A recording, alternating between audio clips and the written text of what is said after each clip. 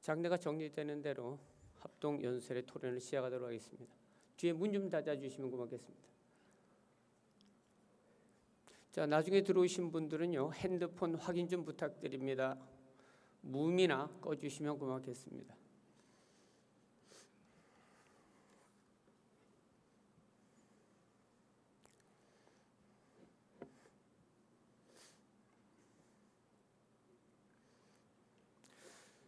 시작하도록 하겠습니다. 자, 유권자 여러분 안녕하십니까? 제5대 강릉 원주대학교 총장 임명 후보자 합동 연설회 및 공개 토론회 사회를 맡은 김영식입니다.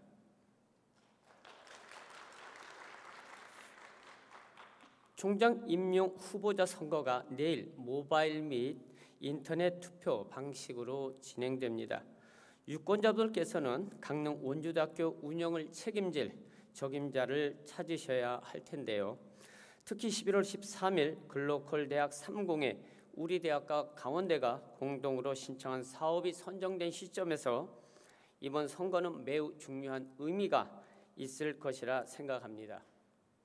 그래서 오늘 후보자 두 분을 모시고 대학 운영 현안에 대한 생각과 정책을 점검해 보는 시간을 마련했습니다. 강릉 원주대학교 총장으로서 적합한 사람이 누구인지 자질을 비교하고 검증받는 자리가 될 것입니다. 오늘 준비한 강릉 원주대학교 총장 임명 후보자 토론회는 강릉 원주대학교 총장 임명 후보자 선출 규정 제24조 제1항의 규정에 따라 진행됨을 알려드립니다. 그럼 총장 임명 추천위원회가 주최하는 강릉 원주대학교 총장 후보자 합동 연설회 및 공개 토론회를 시작하도록 하겠습니다. 먼저 합동 연설회 및 공개 토론에 참석한 두 후보자를 소개해 드리겠습니다. 먼저 기호 1번 왕보현 후보입니다. 예, 다음은 기호 2번 박덕영 후보입니다. 예, 소개해드린 순서와 자리 배치 그리고 앞으로 진행될 질문에 대한 발언 순서는 기호순 그리고 기호 역순으로 반복됨을 알려드립니다. 자, 먼저 합동 연설회를 시작하겠습니다. 먼저 소견 발표 시간은 후보자마다 5분씩 배정할 것이고 두 후보자께서는 시간을 준수하여 주시기 바랍니다. 먼저 순서에 따라 기호 1번 왕보현 후보자의 소견 발표 시간을 갖도록 하겠습니다.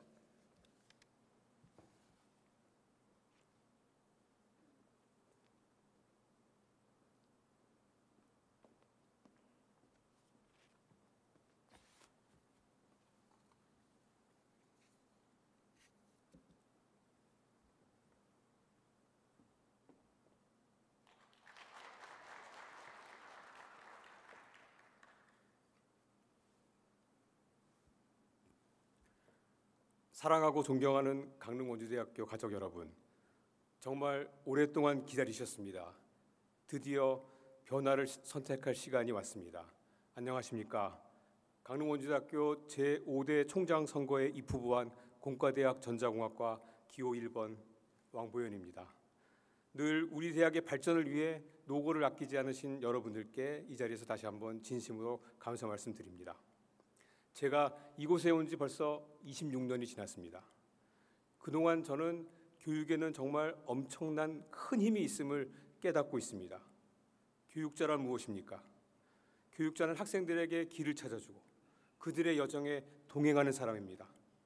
우리가 완전히 새로운 길을 찾아줄 수는 없을지 몰라도 학생들이 갈림길에 섰을 때 우리도 그 옆에 서서 함께 고민하고 그 길을 선택해 나갈 때 장애물을 함께 치워주기도 합니다. 이전에 그 길을 걸었던 선배들의 이야기를 들려줄 수도 있습니다. 시간이 흐른 후에 이 동행의 경험이 우리에게는 보람으로 다가올 것입니다. 제가 오늘 보여드리고 싶은 게 있어서 가져왔는데요. 여기에 지난 시간의 소통을 전부 담아왔습니다. 우리 학교의 교수님, 직원 선생님과 만나 나눈 의견을 기록한 것들입니다. 이 노트에 있는 의견을 정리하고 종합해서 이번 공약을 만들었습니다.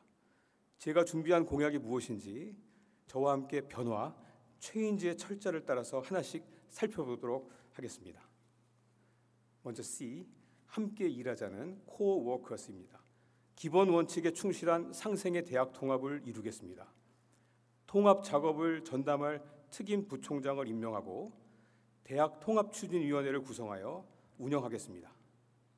다음 H, 가치를 높이는입니다. 하이업, 대학의 위상을 높이고 활력이 넘치는 캠퍼스를 만들겠습니다. 학과가 교육 성과 창출의 주체가 될 수 있도록 지원을 강화하여 찾아오는 대학을 실현하겠습니다. 다음 A는 에이드, 교수님들의 연구 산학협력 성과에 대해서 확실하게 보상하겠습니다.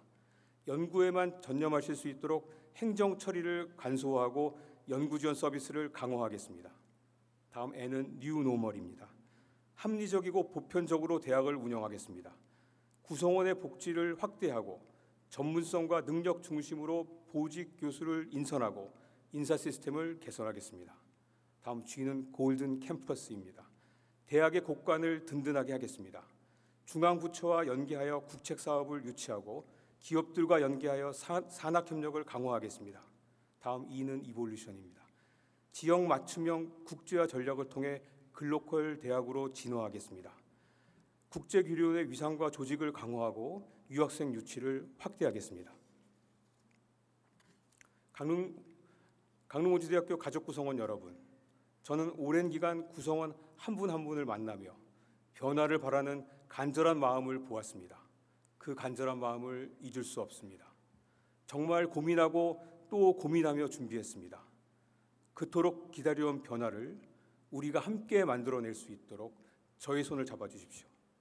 믿고 선택해 주시는 만큼 반드시 기대 이상으로 부응하겠습니다. 새로운 시대 새로운 시작, 기호 1번 왕보현이 앞장서겠습니다. 감사합니다.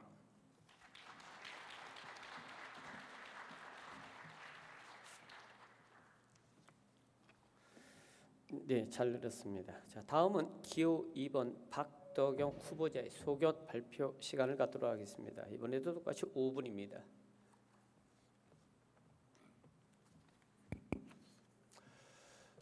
친애하고 존경하는 강릉원주대학교 가족 여러분, 기호 2번 박덕영 인사드리겠습니다.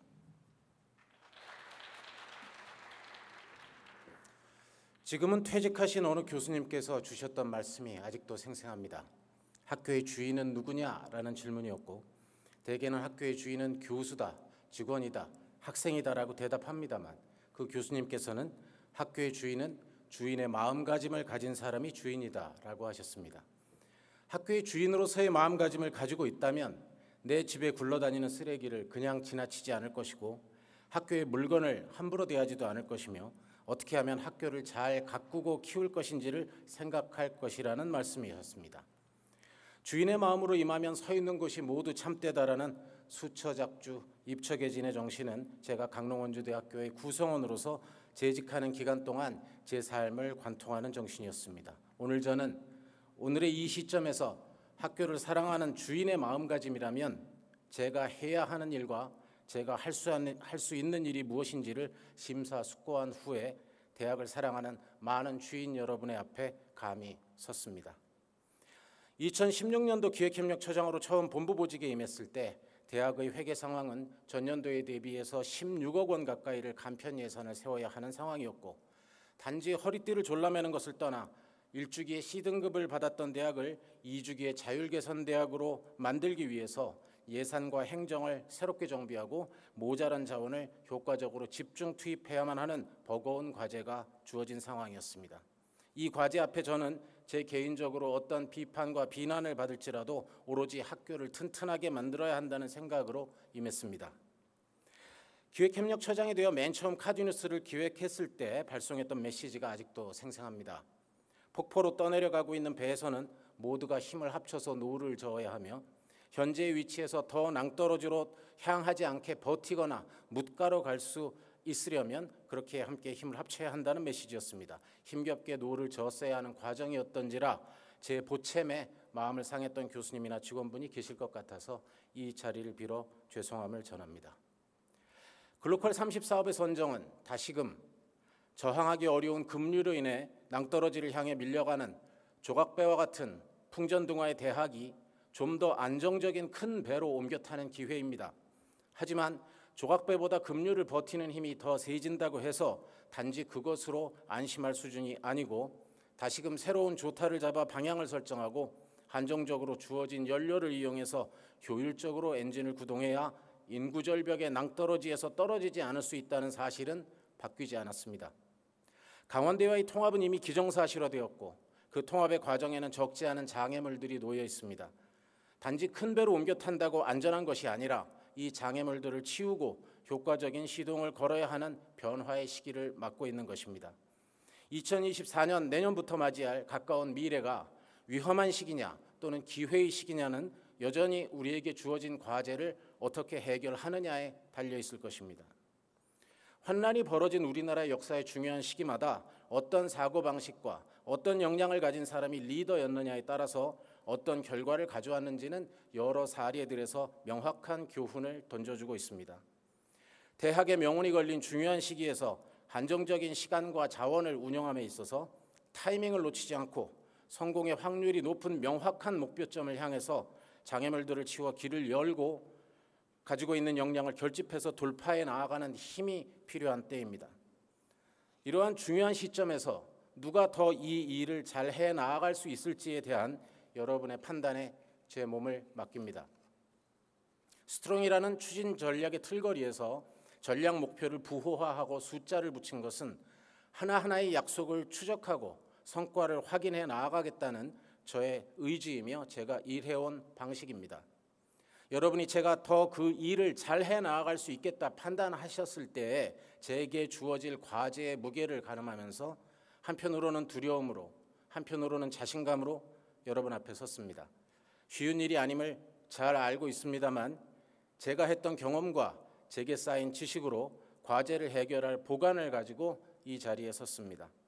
장애물에 걸려 넘어지지 않도록 한 발 앞서서 준비하되 그 준비하는 과정에서 정교한 로드맵을 세우고 단계별로 돌파하는 빌드업 행정으로 우리에게 주어진 자원을 낭비함이 없이 효율적으로 초점에 맞춰 이 위기를 극복해 나아가겠습니다. 여러분의 지지를 호소합니다. 감사합니다.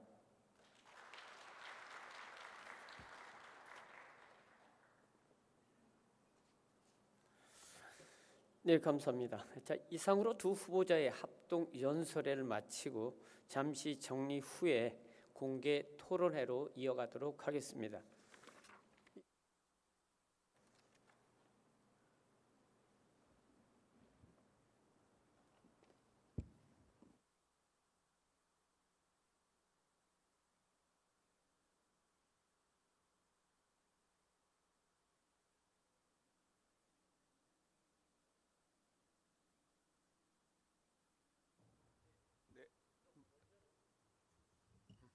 네, 잘 들리십니까? 네, 네, 잘 들리십니까? 테스트 하나 둘 셋.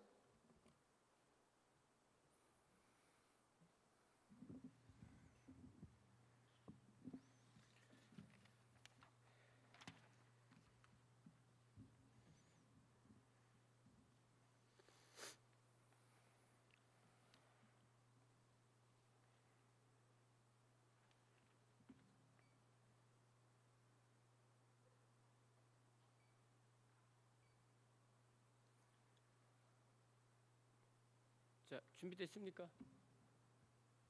됐어요? 시작하겠습니다. 자, 그러면 공개 토론회를 시작 전에 앞서 토론의 진행 순서와 규칙 등에 대해 말씀드리겠습니다. 토론회 시 기조 연설과 후보자 매진말은 합동 연설회로 가름함으로 생략하도록 하겠습니다. 아울러 원활한 토론 진행을 위해 청중 질문은 받지 않으며 실무 총괄 분과위원회에 접수된 유권자의 사전 질문지 내용 가운데서 선정된 공통 질문 강릉 캠퍼스 3개, 원주 캠퍼스 3개입니다. 이것으로 대신하도록 하겠습니다. 오늘 공개 토론의 진행 순서를 말씀드리겠습니다. 먼저 공통 질문에 대한 후보자별 답변, 그리고 한 후보자가 주도권을 가지고 다른 후보자에게 질문하면 답변하는 순서로 진행됩니다. 두 번째 공통 질문에 대한 답변과 주도권 토론, 마지막으로 세 번째 공통 질문에 대한 답변 순서로 진행됩니다. 공통 질문은 공정성을 기하기 위해서 강릉 캠퍼스에서는 기호 1번, 기호 2번 순으로 진행하며 원주 캠퍼스에서는 기호 2번, 기호 1번 순으로 진행됩니다. 다음 후보자 간 토론은 기호 순, 기호 역순으로 진행됨을 알려드립니다. 그리고 주어진 발언 시간이 초과되면 마이크가 자동으로 꺼지게 됩니다. 후보자들께서는 이 점 숙지하시고 앞에 설치된 초시계를 잘 활용해 주시길 부탁드립니다. 그럼 본격적으로 토론회를 시작하도록 하겠습니다. 첫 번째 순서로 두 후보자께 드리는 첫 번째 공통 질문입니다.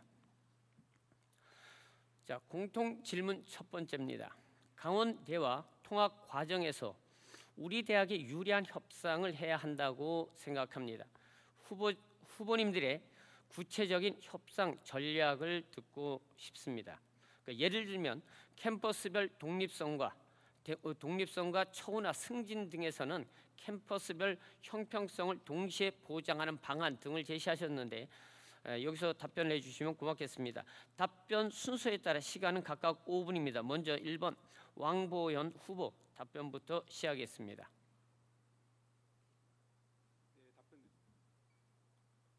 네, 답변 드리겠습니다. 통합의 과정은 기본적으로 협상의 과정이 될 것입니다. 그 협상에 이제 임하기 위해서는 내부적으로도 이제 그 의견이 잘 소통되고 정리가 되어야 할 테고요. 일단 우리가 이제 먼저 통합 대학의 비전을 한번 살펴볼 필요가 있습니다. 통합 대학의 비전은 지역 밀착형으로 캠퍼스를 특성화해서 그 지역 사회와 대학이 공생 발전하도록 하는 것입니다. 그러니까 이 캠퍼스를 특성화하기 위해서 캠퍼스가 독립적이고 자율적으로 운영되고 이런 어떤 기반들이 잘 마련이 되어야 됩니다. 캠퍼스를 독립적으로 또는 자율적으로 운영하기 위해서는 캠퍼스 거버넌스가 중요할 텐데요. 지금 글로컬 사업에서 이야기된 바로는 통합 대학의 총장을 두고 그다음에 4개의 캠퍼스에 캠퍼스 총장을 두는 체제가 되겠습니다. 이렇게 통합 대학의 비전과 캠퍼스의 거버넌스가 결정되고 나면 각 캠퍼스는 어떤 분야로 특성화할 것인가 하는 이제 문제가 또 남게 되는데 역시 글로컬 사업 계획서를 보게 되면 강릉은 해양, 관광, 신소재 분야로 특성화가 되고 원주 같은 경우에는 디지털 헬스케어 그다음에 반도체로 특성화하기로 이렇게 되어 있습니다. 그래서 이제 특성화 캠퍼스를 어떻게 특성화할 것인지가 정해지고 나면 이제 이 강릉은 교육의 허브, 그다음에 원주는 산학협력 허브로서 이렇게 중심 역할을 하게 될 텐데 이 독립성과 자율성을 갖추기 위해서 우리가 해야 될 것이 무엇인가를 먼저 살펴볼 필요가 있습니다. 독립성과 자율성을 무작정 주장한다고 해서 이제 협상이 될 것 같지는 않고요. 이 각 캠퍼스가 이제 각 대학이 경쟁력을 갖추기 위한 노력을 먼저 해나가야 됩니다. 그래서 저는 통합을 위한 3대 기본 원칙을 말씀을 드렸는데요. 첫 번째,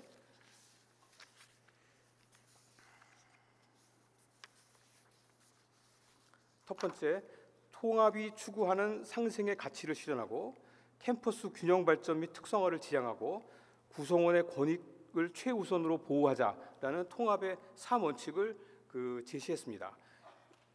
이 기본 원칙에 따라서 강원대와 우리 대학이 협상을 진행해 나가게 될 텐데요.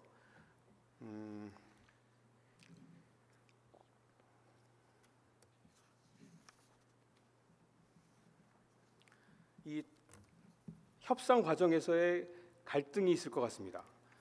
협상 과정에서의 갈등이 예상되는 부분은 우리 대학 내부의 갈등, 그 다음에 캠퍼스 간의 갈등, 그 다음에 대학 간의 갈등이 있을 것 같습니다. 이런 갈등을 조정하기 위한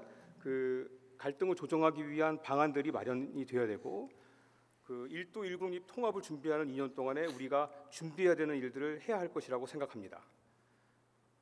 캠퍼스 균형 발전을 어떻게 설득할 수 있을지를 생각해 보면 일단 이 강릉과 원주 우리 대학이 위치하고 있는 강릉과 원주의 인구나 그다음에 지역 총생산이 삼척과 춘천의 인구 지역 생산 총생산보다 많습니다.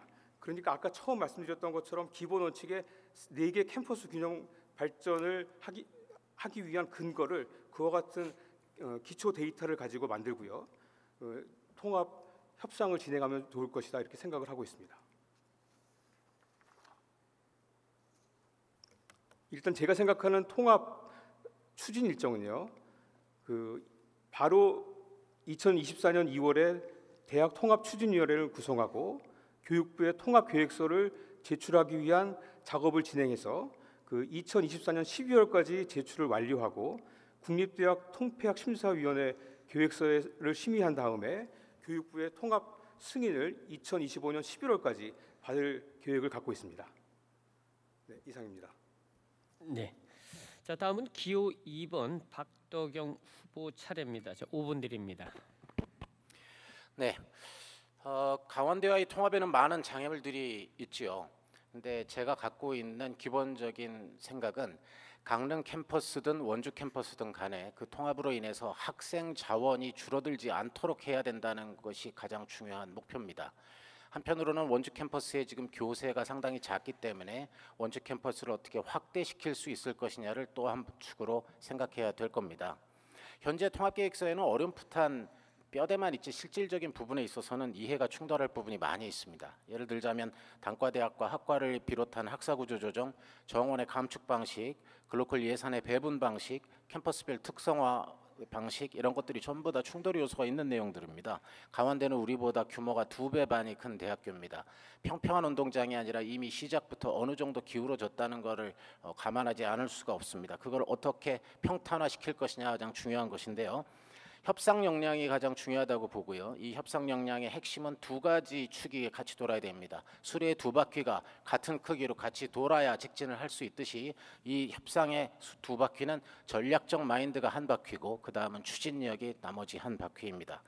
제게 이런 2바퀴를 돌릴 강점이 있다는 걸 증명할 사례 한 가지만 들어본다면 굴다리 철거 사례를 들어볼 수 있겠는데요. 이 굴다리는 강릉 캠퍼스를 양단하고 3분의 1의 학생들이 생활관에 거주하는 상황에서 강의실을 가기 위해서는 이 굴다리의 보행 안전이 확보되지 않은 상태에서 다녀야만 하는 상황을 30년이 넘게 거치고 있었습니다. 이 과제를 강원대와 협상도 마찬가지입니다만 이 과제를 어떻게 풀 것이냐에 있어서 전략적 마인드가 필요합니다. 첫 번째로 단계별로 제가 계속 로드맵, 빌드업 얘기를 드리는 것이 이런 사례인데요.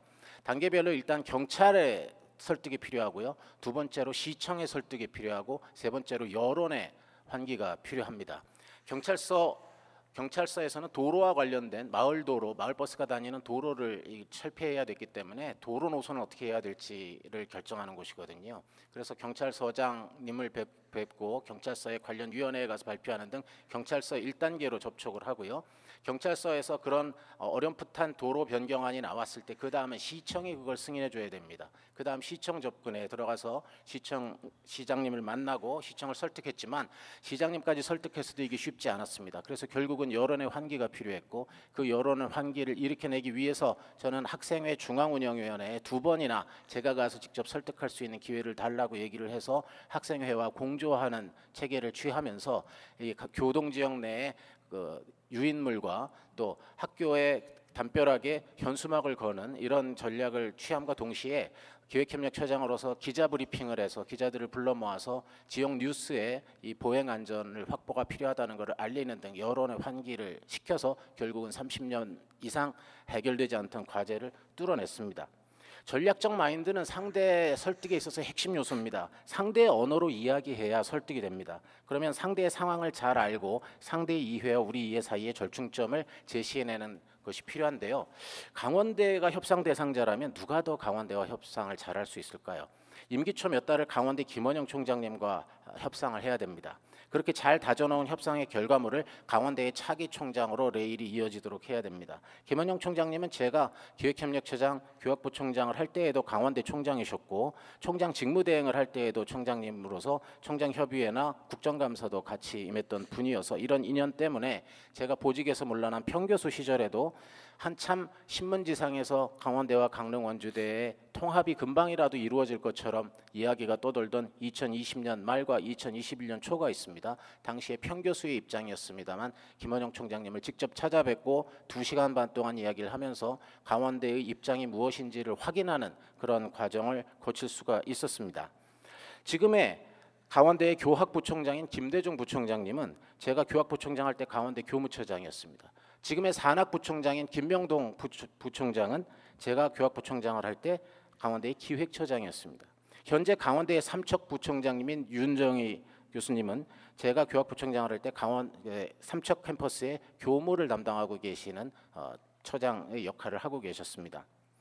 두 후보자 중에 누가 더 강원대의 의중을 잘 파악하고 누가 더 협상에 있어서 유리할 수 있을까요? 글로컬 사업에는 지자체와의 협의도 중요합니다. 강릉시 4개 대학 총장이 시장과 정기적으로 만나는 협의체의 구성부터 시작해서 강릉시 조례에 없었던 대학과 관련된 주목과장에 관한 조례 개정까지 기획협력차장 때 이뤄냈습니다. 제가 보여드렸던 이런 마인드로 통합에 임할 것이고 말씀드렸듯이 화두는 캠퍼스. 네. 두 분의 답변 잘 들었습니다. 자, 이번에는 첫 번째 주도권 토론인데요.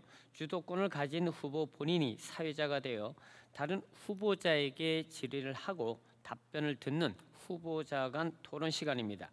자유롭게 질의 응답을 해주시면 됩니다. 후보자 간 토론은 질문 3분, 답변 5분, 반대 질문 2분, 보충 답변 3분 방식으로 진행됩니다. 상대방을 비방하는 이런 대화가 있을 때만 사회자가 개입할 것임을 말씀드립니다. 먼저 기호 1번 후보부터 주도권 토론을 시작하겠습니다.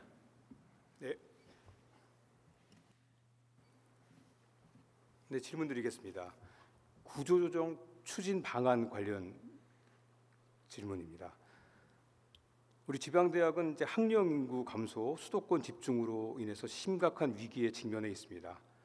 이러한 위기는 입시, 교육, 충원율, 취업률, 나아가서 신임 교수 충원까지 대학의 여러 분야에 영향을 미치고 있습니다. 취업률 예를 들면 2023년 기준으로 우리 대학의 정원 내 재학생 충원율은 91.6% 정도 됩니다. 이는 전국 27개 국립대 중에서 22위에 해당하는 매우 심각한 수준입니다. 참고로 강원대 충원율을 보면 95.6%로 17위 정도에 해당합니다. 이러한 위기 상황에서 이런 위기 상황을 대응하기 위해서 우리 대학도 학사 구조혁신위원회를 만들고 구조조정 관련된 업무를 진행하고 있습니다. 아시다시피 학사 구조혁신위원회에서 정한 규정에 따라서 2022년 철학과가 폐과되었고 대학 적정 규모화 계획에 따라서 153명의 입학 정원을 감축한 바 있습니다. 저는 153명 입학 정원 감축이 과도한 규모라고 아직 판단하고 있지만 옳고 그름을 떠나서 너무 갑작스럽게 감축이 진행되는 바람에 전 학과에서 정원을 각출할 수밖에 없었습니다. 재학생 충원이 높은 과에서도 어쩔 수 없이 정원을 감축할 수밖에 없었던 것이고요. 그 바람에 우리 대학은 아직 탄력 정원제를 시행조차 하지 못하고 있는 실정입니다. 저는 위기 상황에서는 위기를 극복하기 위해서는 대학에서 구조조정은 필수적이라고 생각합니다. 하지만 그에 따른 효과를 분석하고 문제를 개선하는 것 또한 꼭 필요한 일이라고 생각하는데요. 그동안 우리 대학에서 추진한 구조조정의 효과가 무엇이었는지 좀 설명을 부탁드리고요. 구조조정 과정에서 구조조정의 전략과 구조조정 과정에서 드러난 문제가 어떤 것인지 또 이 문제들을 어떻게 개선할 수 있을지 좀 설명을 부탁드립니다. 네, 제가 잘못 들었는지 모르겠지만 폐과된 철학과가 폐과됐. 죄송합니다. 도고동문학과가 폐과됐죠. 그렇죠? 네, 도고동문학과가 폐과됐죠. 죄송합니다. 네, 자, 제가 기획협력처장 때 물론 학생 정원의 감축은 전방욱 총장님 때도 144명인가를 감축했었습니다. 그때 감축한 이유는 대학 그 일주기 구조개혁 평가에서 좀 좋은 점수를 받고 포인트 사업이라고 불리던 국립대 육성 사업의 전신에서 유리한 고지를 확보하기 위한 것이었는데요. 상당히 그 당시에 학생 정원의 충원 현황을 봤을 때는 무리한 감축이었다라고 저도 생각합니다. 근데 학생 정원을 감축하느냐 얼마만큼 감축하느냐에 있어서는 그 문제는 시시각각으로 변하는 입학 자원의 감소를 감안해서 해야 됩니다. 그럼 두 가지 정도 포인트에 대해서 질문 주셨던 것 같아요. 폐과를 진행하는 과정과 두 번째로 그 감원을 하는 과정. 155명 감원을 하는 과정은 제가 그 보직자를 그만둔 이후에 이루어진 일로 알고 있습니다. 제가 보직자 때 설정했던 것은 최초로 폐과 기준을 설정하고 학사구조혁신위원회, 지금 전신은 이제 명칭이 좀 다릅니다만 그 현행 학사 혁신위원회의 전신을 최초로 결성을 해서 한 학과당 한 명씩의 교수님들을 모으고, 그 모으는 전제는 가장 오랫동안 학교에서 근무하실 수 있는 가급적인 젊은 교수님들 위주로 학교의 미래를 생각할 수 있도록 구성해서 55인 회였습니다. 당시 폐과 기준을 설정할 때 폐과 기준은 18인 미만이고 18인 미만이거나 학생 충원율 80% 미만이면이라는 전제가 깔려 있었습니다. 최초에 그렇게 설정이 됐고요.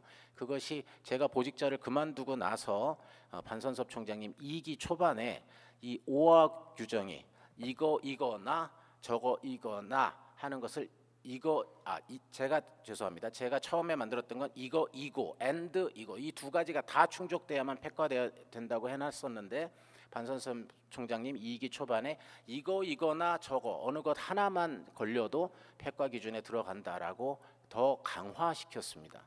저는 이 강화가 적절치 않다고 생각합니다. 그 5화 정도가 적당하다고 생각하고, 왜냐하면 학생 입학 자원은 계속 줄어들고 있거든요. 그럼 줄어드는 거에 맞춰서 이 몇 명 미만이어야 하냐와 충원율도 그에 따라서 좀 달라져야 될 필요가 있다라고 생각합니다.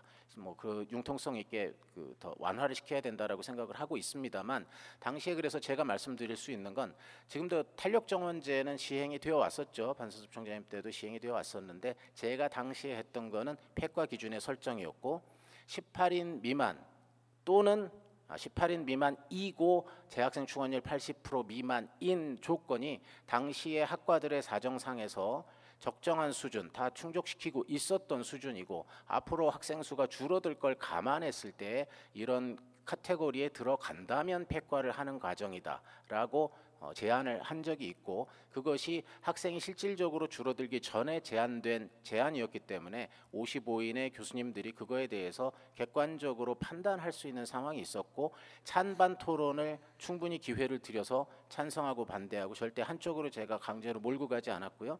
찬성과 반대 의견을 번갈아 가면서 듣고 나서 결론을 맺어야 할 때는 전체 교수님들의 의견을 비밀투표에 붙여서 그래서 결의를 해냈습니다. 이거는 앞으로 구조조정 방식에서도 마찬가지일 거라고 생각합니다. 강원대와 우리는 탄력 정원제를 해야 됩니다. 캠퍼스 내 탄력 정원제는 물론이거니와 캠퍼스 간 탄력 정원제를 해야 됩니다. 그러지 않으면 매우 학생 수가 줄어든 채로 매우 그 전체 통합대학교에 부담을 주는 캠퍼스가 생길 수도 있으니까요.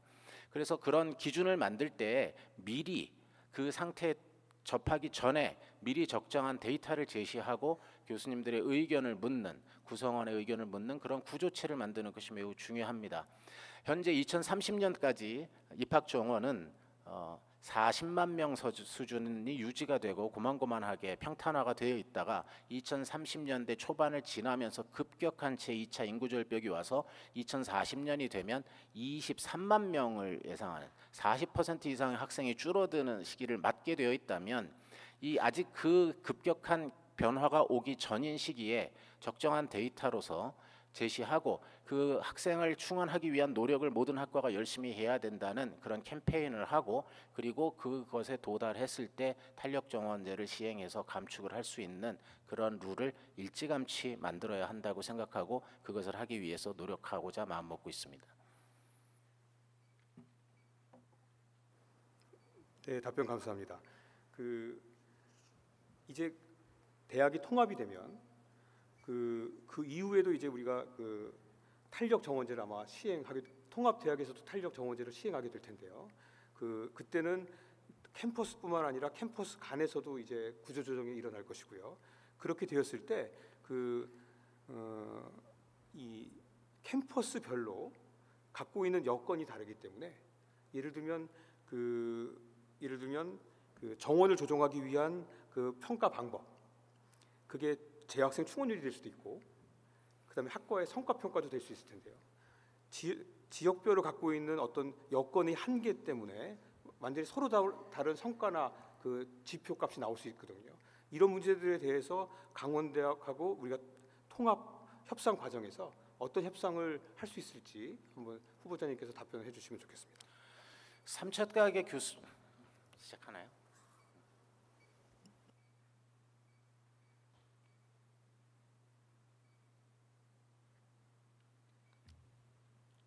네, 삼척대학의 교수님들이 늘 아쉬운 말씀들을 많이 하십니다. 통합 이후에 학생 수를 많이 춘천에 빼앗겼다.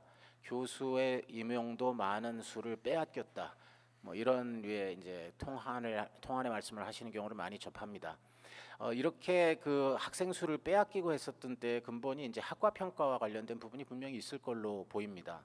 그래서 핵심은 탄력 정원제를 할 때 탄력 정원제의 계산하는 팩터 안에 요소 안에 뭐가 들어가느냐가 중요한데요.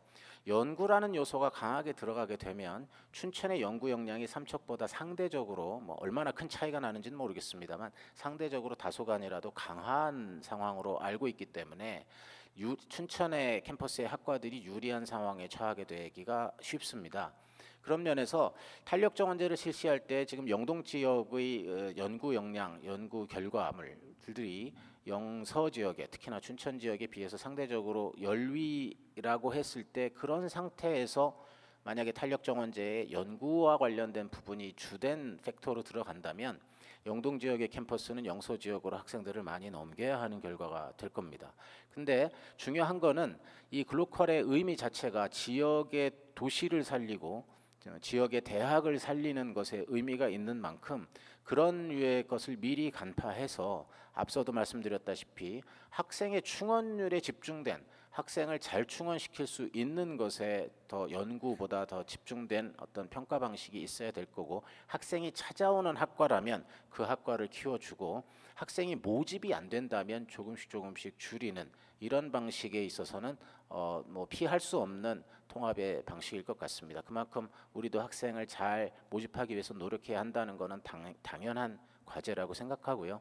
그래서 그런 부분에 있어서 예상되는 팩터를 미리 짚어내고 상대 측이 제시하는 것이 이 기울어진 운동장의 기울기를 더 기울게 만드는 것이 아닌지를 신속하게 판단하고 안 된다라고만 할 게 아니라 그거를 대처할 대안을 제시해서 합의를 이끌어내는 방식으로 통합이 진행되어야 한다고 생각합니다. 네. 자, 이번에는 기호 2번 후보의 주도권 토론을 시작하겠습니다. 예, 시작해 주십시오. 네. 지금 보면은 이 양 후보의 공약 중에 비슷한 부분도 상당히 많습니다. 이건 당연한 일이라고 생각합니다. 우리 학교가 지금 당면한 과제가 뭐냐에 따라서 그 눈이 그렇게 많이 차이 날 이유는 없죠. 다만 일부의 요소에서 좀 차이 나는 부분들이 존재를 하니까 그 일부의 요소들에 대해서 토론을 하는 게 아마 이 토론회의 집중 목표가 될 텐데요.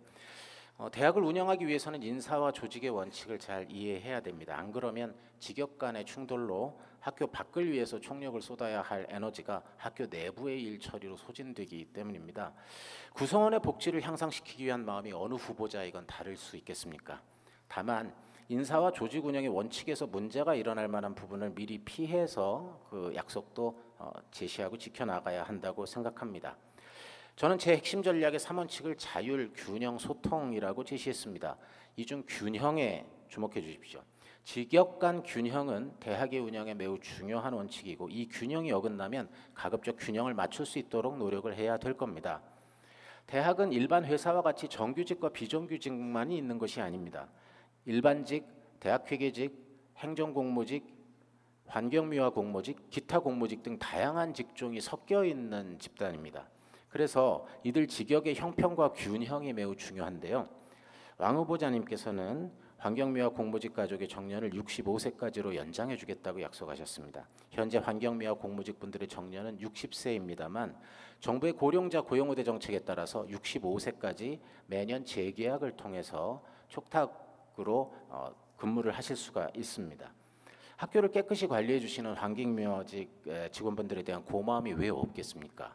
하지만 정부의 방침을 넘어서서 환경미화직 직원분들의 정년을 65세로 확정을 한다면 나머지 직군과의 형평은 어떻게 되는 걸까요?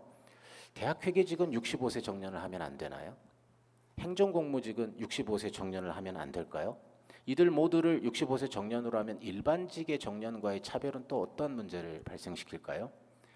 행정공무직이든 환경미화 공무직이든 대학회계직이든 명시적으로 일반직과 차별적인 부분이 있다면 당연히 개선해 나가야 됩니다. 다만 재정 감당이 가능한가의 한도 내에서 이야기이겠고요. 예를 들어 행정공무직 수당 및 성과급에서 일반직보다 지금 열악한 상황이기 때문에 저는 그 성과급을 높이겠다고 했고 환경미화직 분들의 성과급이 없기 때문에 그 성과급을 만들겠다고 했습니다. 근데 이런 방식과 65세 정년 약속은 조금 다른 결이 아닐까 싶습니다.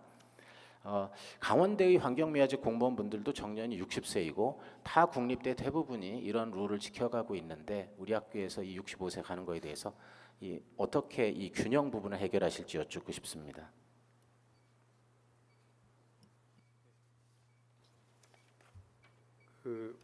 일단 이제 박 후보님께서 말씀하신 그 법에서 정한 테두리, 그러니까 지금 60세에서 1년씩 연장해서 65세까지 그 촉탁직으로 할 수 있다는 이제 현재 지금 우리가 그렇게 되어 있고요. 법에서는 그 고령자 고용안전법에 의해서 그 환경미화직에 대해서는 65세까지 정년을 하도록 법으로 만들어놨습니다. 그러니까 제가 그것을 그리고 부경대학 같은 경우에 이미 그것을 하고 있고요. 그래서 이제 말씀하셨던 것처럼 균형도 중요하지만 우리가 이제 그 열악한 그런 처우를 받고 있는 분들에 대해서는 법에서 정하는 범위까지 우리가 할 수 있다면 해드리는 것이 마땅하다라고 생각을 하고 있고요. 그런 의미에서 이제 제가 공약을 내걸었던 것입니다. 그래서 이제 말씀하셨던 것처럼 법에서 정한 테두리를 벗어나는 건 전혀 아니고요. 이미 그것을 시행하고 있는 대학도 있다는 것을 좀 말씀을 드립니다. 이제 제가 시간이 괜찮죠? 네. 이 공약의 실현 가능성에 대해서 이야기가 나왔기 때문에 아마도 그 교수님들께서는 또 제가 내건 공약 중에 이런 이야기를 많이 하시더라고요. 교연학비 20% 인상을 추진하겠다라는 공약이 있거든요. 그래서 그것에 대해서 잠시 말씀을 좀 드리고자 합니다. 지금 반선섭 총장님도 지난 4년간 교연학비를 늘리기 위해서 계속해서 시도를 해오셨지만 성공하지 못한 굉장히 실현 가능성이 쉽지 않은 그런 공약 맞습니다. 그런데 이제 제가 20% 교연학비를 이제 인상하겠다라고 한 데에는 지금 이제 몇 가지 기회 요소가 있기 때문입니다. 일단 우리가 좀 살펴볼 것은 뭐냐면요. 교연학비를 올리기 위해서는 첫 번째 재원을 마련할 수 있는가. 두 번째는 그렇게 재원이 마련된다 하더라도 교육부에 그것을 설득할 수 있겠는가. 이 두 가지가 다 충족이 돼야만 우리가 교연학비를 올릴 수가 있습니다. 먼저 저는 이제 재원이 확보 가능한가부터 이제 설명을 드리고자 하는데요. 올해 교연학비 예산이 74억 정도였습니다. 20%면은 14억 정도가 되고요. 14억의 예산을 어떻게 마련할 것인가를 잠깐 살펴보면 일단 우리가 충원율이 아까 이제 말씀드렸지만 우리 대학의 충원율이 91.6%로 전국 17위 수준에 있지 않습니까? 그것을 1% 올리게 되면 3억 2천 정도의 수익이 추가로 발생하게 됩니다. 이렇게 충원율을 높이고 그다음에 대학원 학생들 확대해서 모집해서 일단 학생들로부터 등록금 수입을 얻고 14억의 예산을 추가로 확보를 하게 됩니다. 조금 자세히 말씀을 드리면 충원율 2.5%를 올려서 8억, 외국인 유학생 200명을 추가로 유치해서 5억, 그다음에 대학원 학생들로부터 추가돼서 2억 5천만 원, 이렇게 하면 14억 8천만 원 정도를 그 추가로 유치할 수 있습니다. 이렇게 대학 회계 예산을 확대해서 자원을 마련하고, 이 재원이 마련된다는 게 재원 마련이 가능해지면 교육부를 이렇게 설득해 볼 수 있을 것 같습니다. 먼저 저희가 1도 1국립으로 대학이 통합이 되게 되면 강원대와 우리와 교연학비의 차이가 있습니다. 그게 8% 정도거든요. 그 8%를 1차적으로 우리가 올리도록 이제 요청을 할 생각입니다.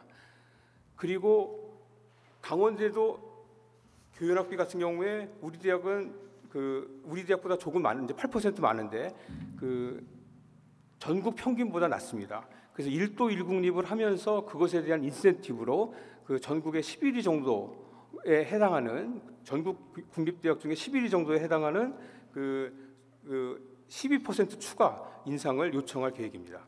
그렇게 해서 교육부를 설득하겠다는 보관을 갖고 있습니다. 네.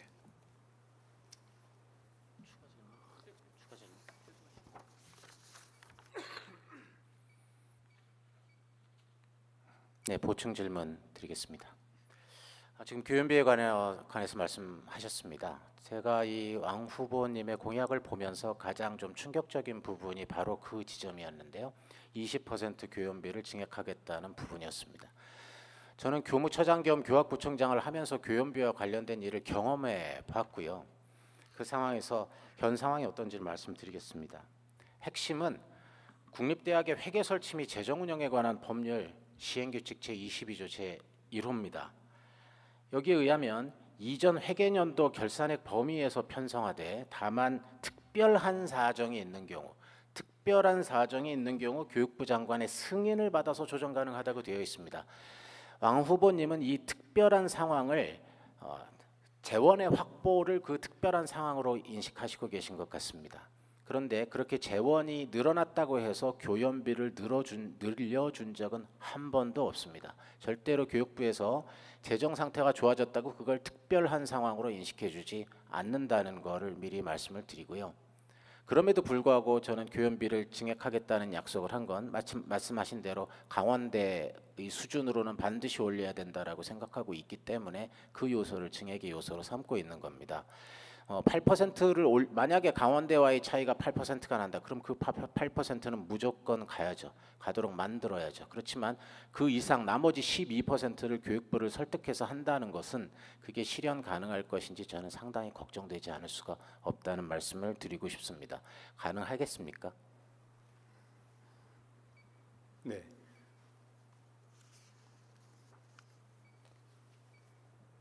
교연학비 같은 경우에 이제 저는 이건 반드시 절실한 마음으로 증액해야 한다는 생각을 하고, 그다음에 그런 의미에서 우리가 목표 수치를 20%로 제시를 한 것입니다. 22개 국립대학의 교연학비를 보게 되면 1위가 부경대입니다. 교수 1인당 평균 2,600만 원을 수령하고 있고요. 우리 대학의 경우에는 22개 대학 중에 15위에 해당하는데 1인당 평균 1,550만 원을 받고 있습니다. 같은 국립대인데도 불구하고 처음에 시작되는 어떤 기형적인 요소로 인해서 이렇게 양 대학 간에 서로 다른 그런 서로 다른 금액을 우리가 지급받게 되는 건데요. 거의 1,000만 원 이상 차이가 나지 않습니까? 강원대의 경우에는 우리보다 8% 정도 많아서 1,670만 원 정도를 지급받고 있습니다. 그럼 이제 지금 20% 가능하겠느냐라고 이제 말씀을 하셨는데, 저는 그게 이제 이거 해내겠다라고 답을 해야지 이거 가능합니다 아니다라고 이제 말씀을 드리기는 좀 어렵습니다. 제가 생각하기에 8% 인상은 반드시 이렇게 달성을 해야 되는 목표라고 생각이 들고요. 그다음에 저희가 1도 1국립을 추진하는데요. 1도 1국립을 추진하면서 이 교육부를 설득할 수 있는 근거가 생긴다고 생각합니다. 그래야만 1도 1국립에서 이런 어떤 인센티브를 받는 그런 사례들을 만들어야만 다른 지역의 대학들도 통합에 적극적으로 참여할 수 있고, 그런 생각에서 교육부를 설득하는 것이 가능하다 이렇게 생각을 하게 됩니다. 답변하셨습니까? 네. 사실 주도권 토론을 저희들도 처음 해보는 거라 시간 맞추기가 어렵습니다. 그래서 1, 2초 정도 차이 나는 것들은 저 여러분들에게 양해를 좀 구합니다. 자, 이번에는 다시 두 후보자께 두 번째 공통 질문을 드리겠습니다. 두 번째 공통 질문은 다음과 같습니다. 두 후보자께서 모두 교육, 연구 및 학생 지도비에 대한 공약을 제시하여 주셨는데요. 특히 강원대와의 통합을 앞두고 있는 상황에서 교연비 인상안과 구체적인 실현 가능성에 대해 많은 교직원들이 궁금해하리라 생각합니다. 이전에도 교연비 인상에 대한 요구와 노력이 있었던 것으로 알고 있는데 이것이 불가했던 이유가 무엇인지, 또한 그동안의 노력에 불과했던 교연비 인상을 향후 어떻게 실현할 수 있는지 그 방안에 대해서 말씀해 주시길 바랍니다. 답변 시간은 각각 5분입니다. 이번은 순서에 따라 기호 2번 박덕영 후보부터 시작하겠습니다. 네, 교연비를 올리겠다는 말씀은 제 공약에서도 말씀을 드린 바가 있습니다. 근데 분명한 차이는 이제 교연비를 강원대 수준으로 통일시키겠다는 게 제 공약이었죠. 교연비 제도는 2016년도부터 시행되기 시작했습니다. 제 기획형량처장 초년도입니다. 이전에 존재했던 기성회계를 폐지하는 과정 중에서 기성회 수당의 액수만큼을 그대로 그 금액만큼을 교연비로 인정해 줬는데, 이러다 보니까 대학마다 기성회 수당의 규모가 달라서 우리 대학의 기성회 수당이 교수회 연구 등을 따져봤을 때 다른 대학보다 높지 않은 수준, 낮은 수준이었기 때문에 교연비도 낮게 잡힌 결과가 된 거죠. 이 편성된 교연비를 다 그 해당 연도에 소진하지 못할 경우에 다음 해는 무조건 전년도에 소비한 규모만큼만 책정하도록 법에서 정하고 있기 때문에 이 법 정신이 뭐냐 하면 결국 교연비를 영원히 될 때까지 계속 감축해 나가겠다는 선언의 다름이 아닙니다. 그만큼 교연비는 증액하는 데 있어서 교육부가 엄청나게 까다롭게 보고 있는 요소고요. 교직원의 인력이 증원되는 경우에, 그런 특별한 경우, 교수 숫자가 늘어났다 또는 직원 숫자가 늘어났다 하는 경우에 교연비 일부 상승하는 사례는 있을 수 있습니다. 그리고 단발성 정책 연구, 특별한 경우에 이 1년도, 이 회계연도에서의 교연비는 얼마가 늘어나야 한다, 이런 경우에는 교육부가 승인하는 경우가 있을 수 있습니다만 다른 사례는 인정된 적이 없습니다. 무엇보다 중요한 건 재정 상태가 넉넉하다고 교연비를 올려달라 해서 이 재정 상태가 넉넉하다라는 것을 인정할 만한 객관적인 판단 근거가 없다는 겁니다. 재정 상태가 넉넉하다면 정말 넉넉하냐, 그거 더 학생 교육에 써야 되는 거 아니냐, 뭐 이런 식으로, 또는 시설 투자에 더 써야 되는 거 아니야, 이런 식으로 되지, 그게 너희는 여유가 풍족해졌으니까 교연비를 올려도 되겠구나, 이렇게 받아들일 가능성은 엄청나게 희박하다라는 것을 말씀드리고요. 제가 걱정하는 거는 왕 후보님의 그 충정을 잘 이해합니다만 이 교연비가 말씀하셨다시피 14억 내지 15억입니다. 20%를 올리게 되면. 근데 이 앞에 왕 후보님의 특징은, 저는 구체적인 금액을 약속에 적어놓지는 않았지만 많은 거를 구체적 금액을 적어놓으셨어요. 근데 그거 다 계산을 하셨을 걸로 생각하는데, 그 발전 계획에 보면 조달 예산에 대학회계 예산 조정이 20억으로 되어 있습니다. 이 20억의 상당수가, 즉 4분의 3 정도가 교연비의 증대에 달려 있는 거라고 저는 보이는데, 이 교연비 증대를 그만큼 이뤄내지 못하면 약속한 금액을 지키는 것이 불가능해진다는 점에서 상당히 좀 위험한 약속이 아닐까, 그런 생각을 하는 거죠. 만약에 우리가 돈이 여유가 있으니까 교연비를 올려줘라는 게 가능했다면 반선섭 총장님이 공약했던 400만 원의 급여 인상을 시키겠다라는 걸 못 이루었을 이유가 없습니다. 그래서 결국 그걸 못 이루어서 노트북을 지원하는 것으로 방향을 틀을 수밖에 없었죠. 제가 교연비를 증액하겠다는 의미는 다름 아니라 강원대 교연비 수준과 이제 동일하게 조정한다라는 의미입니다. 강원대 춘천 캠퍼스와 삼척 캠퍼스 교연비 체계가 달랐었습니다. 그리고 상당 기간 통합 후에도 다른 채로 유지되다가 완전히 통합된 지 얼마 되지 않은 것으로 압니다. 이런 평준화가 중요합니다. 캠퍼스 간 차별이 없는 교연비 산정 방식의 평준화가 중요한데요. 교직원 1인당 교연비 평균 액수는 사실 얼마가 우리보다 강원대가 높느냐는 계산하기에 상당히 좀 까다로운 부분이 있습니다. 교연비를 산정하는 방식 체계가 다르기 때문입니다. 우리와 강원대가. 그런데 어찌되었든 간에 우리의 기성의 수당이 낮았던 것만큼 당연히 강원대와 통합이 돼서 교연비 체계가 통일이 된다면 상승의 요소가 발생하지 하락할 요소가 발생하지 않을 것은 분명하다라고 생각을 하고 있고요. 장관이 인정하는 특별한 사정에 대학 통합만한 사정이 있을 수 있겠습니까? 그러니까 물론 그 대학 통합을 또 1도 1공립 대학을 이유로 교연비 증액을 추진하는 것은 강원대 총장과 강릉원주대 총장이 같이 노력해야 되는 중요한 호재인 것은 분명합니다. 다만 그 이전에 앞서서 강원대보다 동일하게 맞춰 놓는 것이 더 선결 과제가 되겠고요. 만약에 그 통합이 됐는데도 강릉과 원주 캠퍼스의 교연비가 삼척이나 춘천의 교연비에 비해서 차별받는 세팅이 된다면 그거는 이 캠퍼스들이 이류 캠퍼스라는 것을 의미하는 것이 지나지 않습니다. 그러니까 균형이라는 자율균형 소통의 균형이라는 측면에서도 어떻게 해서든지 강원대를 설득해서 형평을 맞춰내야만 하는 것에 대해서는 왕 교수님도 뭐 뜻이 다르지 않을 것이라고 생각합니다. 얼마만이라도 이 통합 과정의 교연비를 증액해낼 수 있는 것인가는 양 대학 총장의 노력 여하와 어떤 논리로 교육부를 설득할 것이냐에 따라서 달라질 수는 있겠지만 그 폭이 클 것 같지는 않습니다. 이상입니다. 네. 자, 다음 순서는 기호 1번 왕보현 후보입니다. 5분입니다. 네. 지금 주신 말씀하고 비슷한 전략을 사실 갖고 있었던 거고요. 그 20% 인상을 두 단계에 걸쳐서 하겠다라는 생각입니다.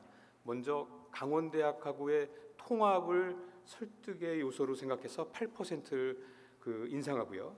그 다음에 강원대학하고 공동으로 그 12% 인상을 추진하겠다라는 생각을 갖고 있는 겁니다. 그리고 제가 하나 더 말씀드릴 수 있는 것은 그 강원대학하고 통합하는 것은 26년 3월 시점을 생각하고 있는데 그 이전에 바로 내년부터 강원대학하고 통합을 준비하는 과정에서 그 이제 양 대학이 규정이라든지 여러 가지들을 맞춰 나가지 않습니까? 그래서 가급적 그 내년에 교연학비 1단계로 8%를 올리는 것을 진행해 볼 생각을 갖고 있고요. 통합까지 기다리지 않을 생각입니다.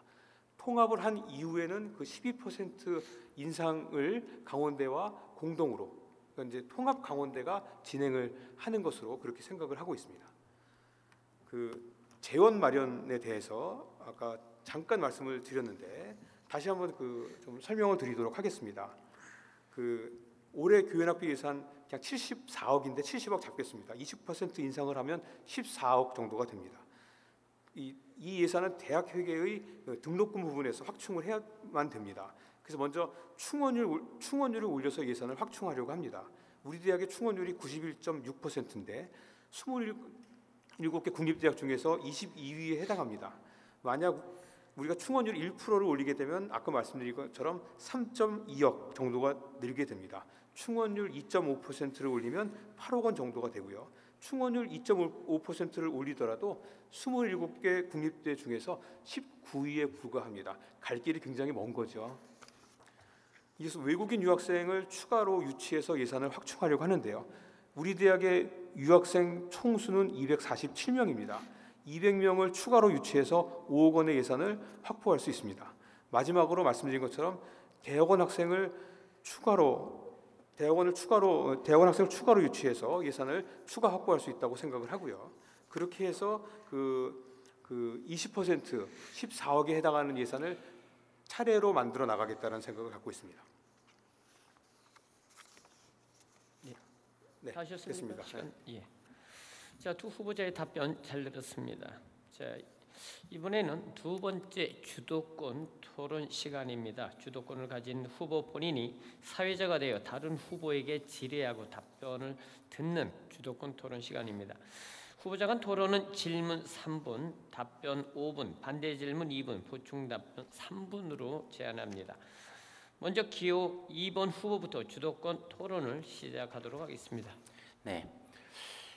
특별한 사건이 발생하지 않는 한 이 이 자리에 올라와 있는 2명 중에 1명이 총장이 될 가능성이 높겠죠. 그러면 왕 후보님도 이제 총장이 되실 가능성이 충분히 높다고 생각이 되는데, 총장이 돼서 총장으로서 학교를 운영하는 데 있어가지고 좀 이번에 공약과 그 이후에 진행 상황에서 제가 좀 안타까운 생각이 들어서 이런 부분은 좀 지양해 주셔야 되지 않나 싶은 말씀에 질문을 드립니다.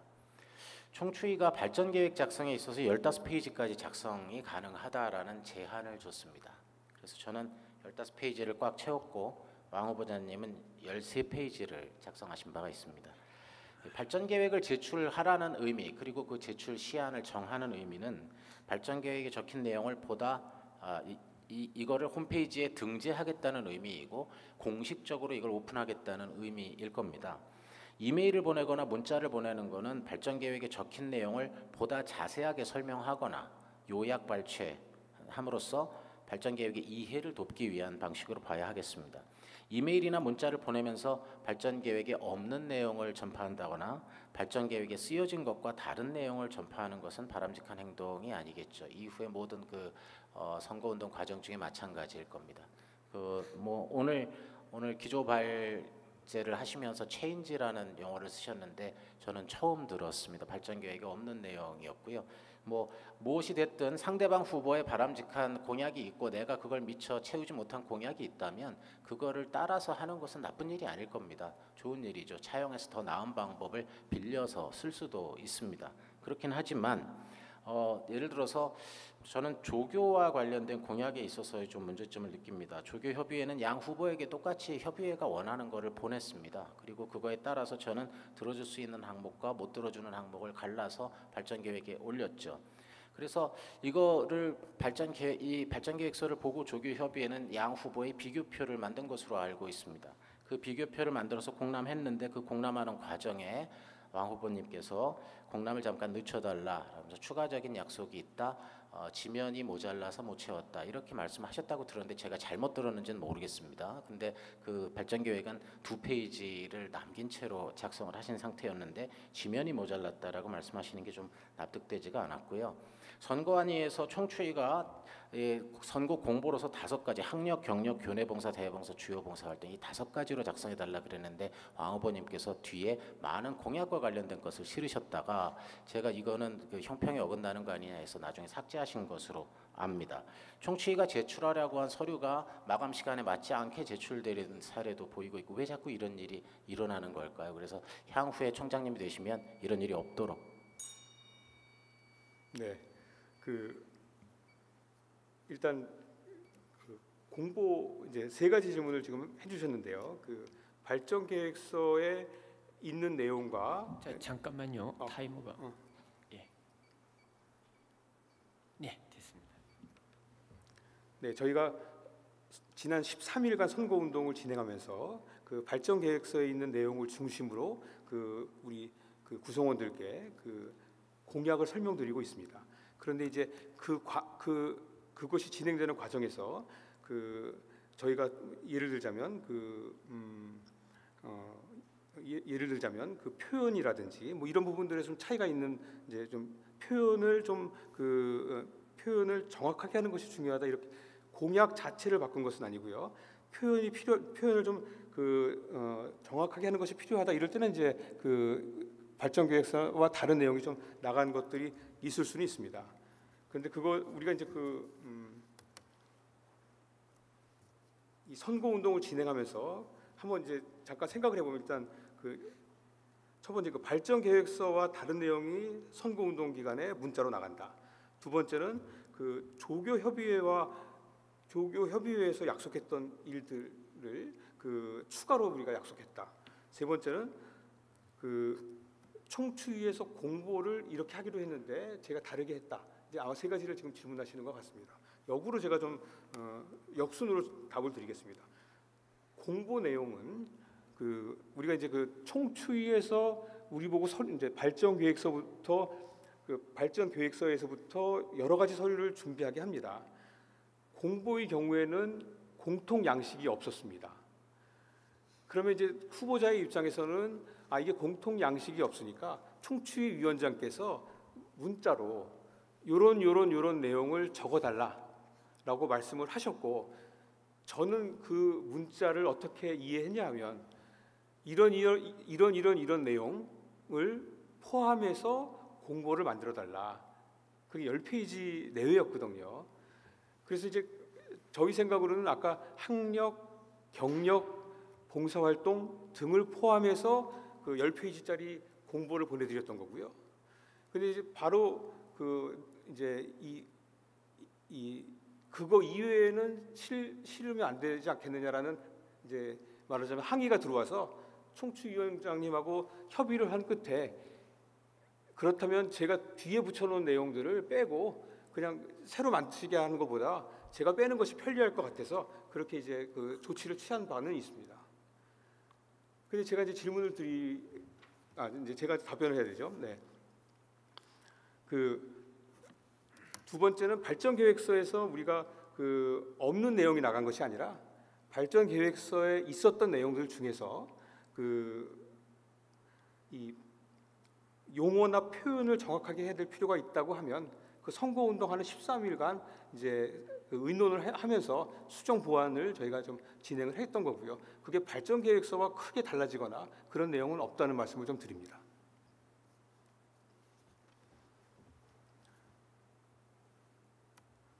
예, 다 하셨는가요? 네네. 아 예. 추가 보충 의견 있습니다. 네,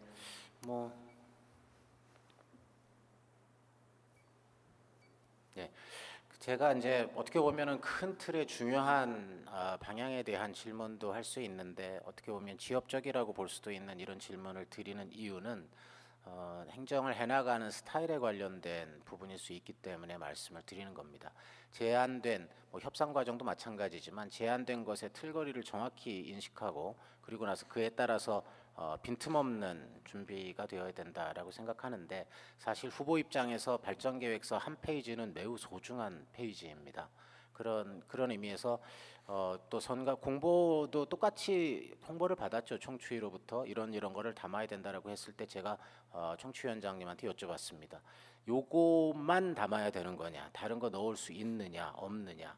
왜냐하면 워낙에 선관위의 경고부터 시작해서 엄중한 상황이었기 때문에 여쭤봤고, 그것만 넣어야 된다라는 답변을 받고 그에 따라 준비를 했기 때문에, 그런 면에서 전체의 프레임을 읽고 그거에 어디까지를 할 수 있는지를 판단해서 대응하는 것도 매우 중요한 덕목이라고 생각을 하고, 그런 부분에서 총장이 되신다면 그런 일이 있지 않도록 완벽한 준비 체계 하에서 행정을 수행해 주기를 바라는 마음으로 질문을 드렸습니다. 네, 자 그러면 답변 시작하겠습니다. 네, 일단 박 후보님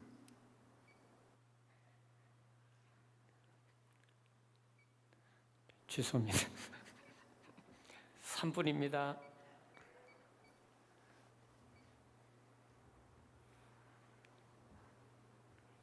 네, 박 후보님께서 이 걱정의 말씀을 해주셔서 감사드리고요. 일단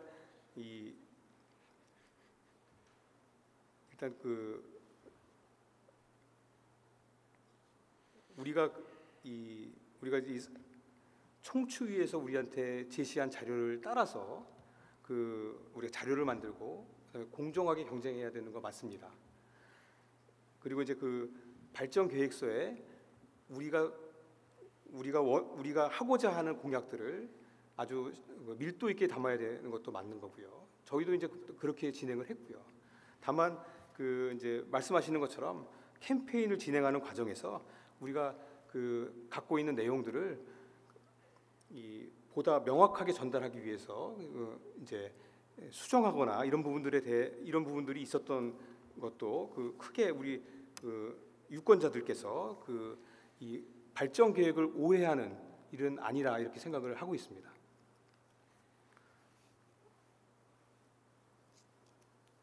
다 하셨습니까? 아직 네. 시간이 네. 다 했습니다. 예. 두 분의 열띤 토론이 있었는데요. 사실 이제 하시는 분들이나 지금 시간 맞추는 분들이나 저희들도 처음이 다시 한번 양해를 부탁드립니다. 자, 마지막으로 두 후보께 세 번째 공통 질문을 드리겠습니다. 세 번째 공통 질문의 내용은 다음과 같습니다. 글로컬 대학 30 지자체 협업 방안에 관한 질문입니다. 글로컬 대학 죄송합니다. 죄송합니다. 이번에는 제 실수입니다. 자, 이번에는 기호 1번의 주도권 토론 있겠습니다. 예, 죄송합니다. 네.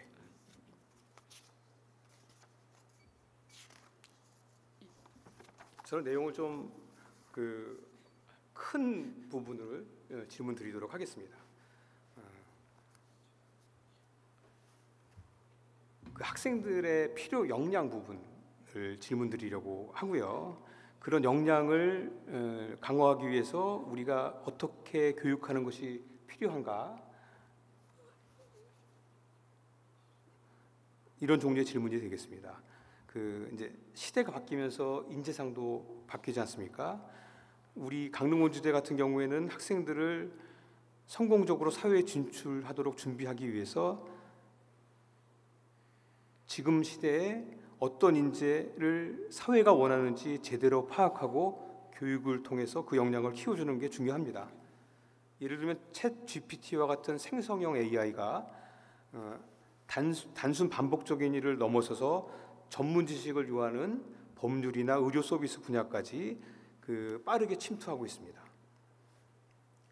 과거 이제 기획처장으로 계실 때 우리 대학의 인재상을 창통기로 정의하셨던 걸로 기억하는데요. 그 당시에 이제 비교과 프로그램을 기획하고 운영하신 적이 이제 있으시고요. 비교과 프로그램과 관련해서 역량 강화와는 창통기의 역량 강화와는 연계성이 거의 없다는 이야기들을 이제 구성원들, 특히 학생들로부터 많이 이야기를 들었습니다. 예를 들면 뭐 초청 강의를 한번 듣는다고 창의성이 생기지 않고 바웃길을 한번 걷는다고 도전 정신이 생기지 않는다는 생각을 할 수 있죠. 그래서 그 역량에 대한 정확한 정의를 내리고 일회성이 아니라 체계적으로 지속성이 담보되는 그런 프로그램을 만들어야만 역량을 키울 수 있다, 이렇게 생각이 됩니다. 그래서 질문을 드리겠습니다. 지금 시대가 요구하는 가장 학생들에게 중요한 역량은 무엇이라고 생각하시고요? 그 역량을 키우기 위해 우리 대학에서 학생들에게 어떤 교육을 강화해야 되는지 그 생각을 말씀해 주시기 바랍니다.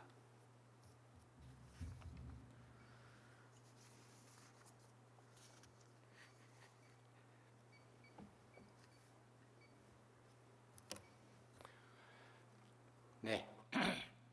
역량과 관련돼서 지금 핵심 키워드는 이제 세상이 달라졌다는 것이죠. 4차 산업혁명의 시대에서 자기가 전공한 것만 가지고 그거를 자기의 직업으로 삼아서 사는 것이 점점 희박해지고 있다는 겁니다. 실제로 현재도 조사를 해봐도 전체 졸업생 중에 50% 전국을 다 합쳐서 50% 정도만이 자기의 전공과 관련된 일을 하고 있고 절반 정도가 좋게 자기 전공과는 전혀 상관없는 직업을 가지고 활동을 하고 있기 때문에 앞으로 이런 경향은 점점 더 강화될 걸로 보고요.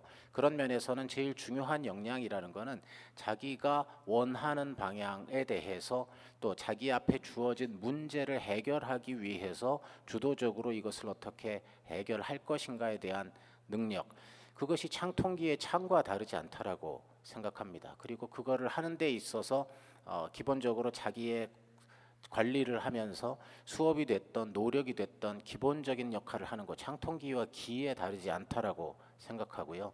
그런 거를 함에 있어서 기계와 싸워야 되는 앞날의 세상에는 유일한 대응하는 방식은 사람 간의 소통을 통해서 잘 커뮤니케이션을 하고 하는 방식의 통의 그것이 다르지 않다고 생각합니다. 저는 창통기의 이 원칙이 4차 산업혁명 시기에 있어서 이것이 폐기되어야 할 요소를 저는 찾지 못하겠습니다. 다만 그것을 얼마나 학교에서 잘 교육하느냐의 측면만이 남아 있겠죠.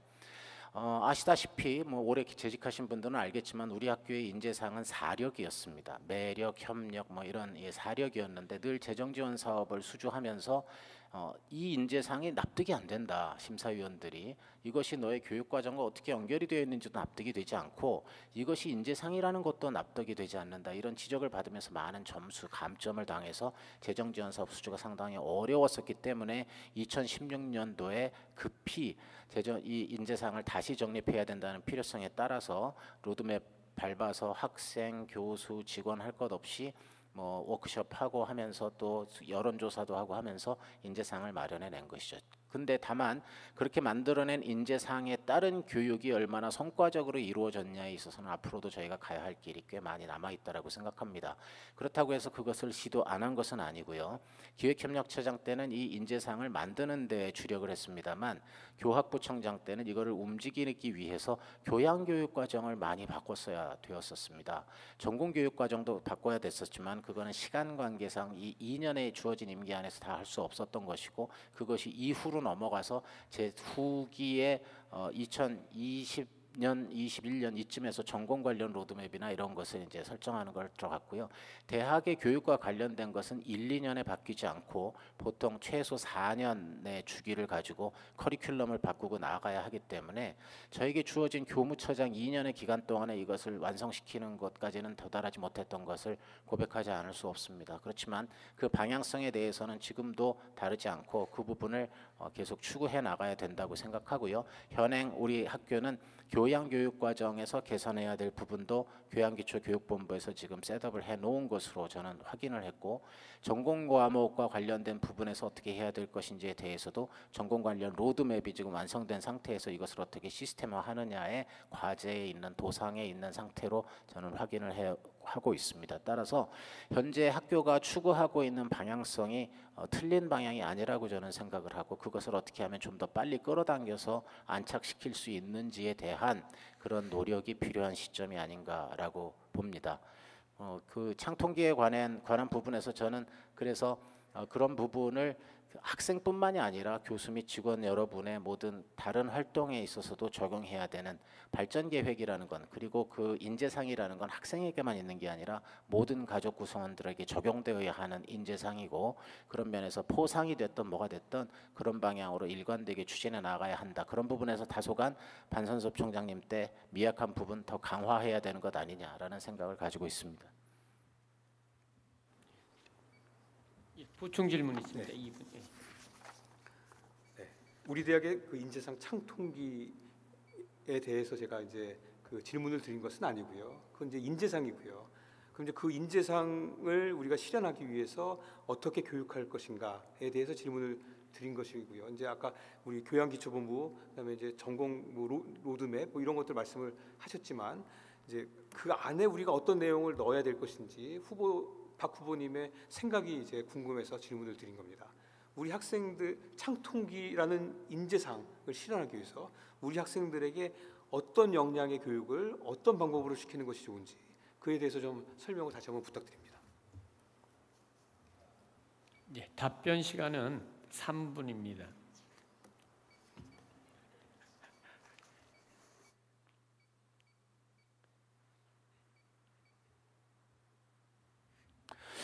중요한 거는 이제 지금 뭐 스마트 시티 단과대학이라든가 이런 융합적인 새로운 교육의 방향에 대한 모색이 있는 것으로 알고 있고 그 부분을 적극 이제 지지합니다. 그런 어떤 융합 교육의 스타일을 추구해야 되는데 그 융합 교육의 스타일의 핵심은 결국 학생들이 스스로 자기의 문제점을 파악하고 발굴해서 능동적으로 주도적으로 뭘 해야 된다는 측면에서 제 공약에 비스포크 교육을 강화하겠다고 했는데 그거와 다르지 않습니다. 학생이 원하는 교육을 들을 수 있게 해줘야 하는 건 교육부가 요구하고 있는 방식이기도 하고요. 심지어는 무전공 제도를 도입해라라고까지 요구하고 있을 정도입니다. 뭐 현재 우리 대학교에서 무전공 제도를 전격적으로 도입하는 건 매우 위험한 상태이기 때문에 전격적인 도입은 안 되고 일부 아주 작게 시작하면서 점차 확대해 나가는 점진적 방향을 택해야 된다라고 생각을 하는데요. 그럼 비스포크 교육에 있어서의 학생들이 원하는 방식의 교육이 가능하도록 하기 위해서 마이크로 디그리가 필요한 것이고 하이플렉스 교육이 필요한 것이죠. 자기가 듣고 싶은 강좌, 알고 싶은 것을 마음껏 가급적 선호하는 것을 쉽게 들을 수 있도록 하기 위해서는 캠퍼스 간 강좌의 장벽을 털어내야 되고, 캠퍼스 간 강좌의 장벽을 털어내기 위해서는 이 하이플렉스 강의 체계를 반드시 정착을 시켜야 되는 것이고, 그 하이플렉스 강의 제도를 정착시키기 위해서 그거에 부수된 다른 문제들, 타 캠퍼스의 강좌를 들으면 또 전공 강좌를 듣는 학생 수가 적어지니까 책임 시수가 또 걸리는 교수님들께서는 이런 스타일의 강의에 대해서 저항성이 생기기 쉽고, 그런 부분에 최고 그 제한 시수, 책임 시수 낮추고 또 최소 수강 인원 수도 더 낮추고, 이런 식으로 완화와 함께 하이플렉스를 추구하는 양동 작전이 필요하리라고 생각을 하고요. 핵심적으로는 학생이 원하는 교육을 들을 수 있게, 그게 바람직하게 전공에 관련돼서는 로드맵을 정확히 설정해서 가지만 전공 이외의 분야에서 이런 것을 할 수 있게 한다는 건데, 그러기 위해서 1차적으로 잘 가르치기 위한 기초가 잘 돼야 되는데 현재 우리 학교 기초교육 상당히 취약합니다. 특히나 BSM 부분, 말하기, 글쓰기 이런 거는 한다고 하지만 베이직 사이언스 앤 매트매틱스 부분, 수학, 화학, 물리 이런 부분이라든가 그런 또 디지털 리터러시 부분 상당히 지금도 너무 취약한 상태이기 때문에 그 부분을 강화하겠다고 발전 계획에 넣은 바가 있습니다. 그래서 학생이 원하는 교육을 시켜줘야 한다를 제 철학으로 가지고 있습니다. 네, 다 하셨습니까? 네. 이제 벌써 마지막 공통 질문 하나만 남았습니다. 세 번째 공통 질문은 다음과 같습니다. 글로컬 대학 30 지자체 협업 방안에 관한 질문입니다. 글로컬 대학 30 사업의 성공적 수행을 위한 강원도 및 강릉, 원주 각각의 지자체와의 연계 방안을 구체적으로 제시해 주시기 바랍니다. 답변 시간은 각각 5분입니다. 이번 순서는 기호 1번 왕보현 후보부터 시작하겠습니다. 네.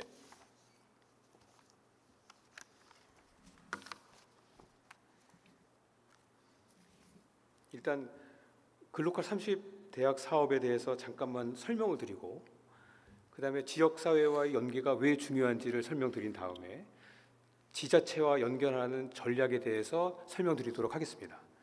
일단 글로컬 30 사업에서 이제 우리 글로컬 30 사업은 1도 1국립 통합을 기반으로 해서 사업을 펼치는 게 되거든요. 그러니까 그 1도 1국립 대학의 비전, 그것이 글로컬 30 사업의 비전과 다르지 않습니다. 그 비전은 뭐냐면 그 지역과 밀착해서 캠퍼스를 특성화시키고 그 지역과 대학이 공생 발전하는 것, 그것이 글로컬 30의 그 사업 비전이기도 합니다. 그러니까 지역과 밀착하는 것은 이제 대단히 중요하고요. 지금 이제 말씀하신 것처럼 그러면 지자체와 어떻게 밀착해 나가겠는가 하는 것에 대해서 이제 그 고민을 할 필요가 있습니다.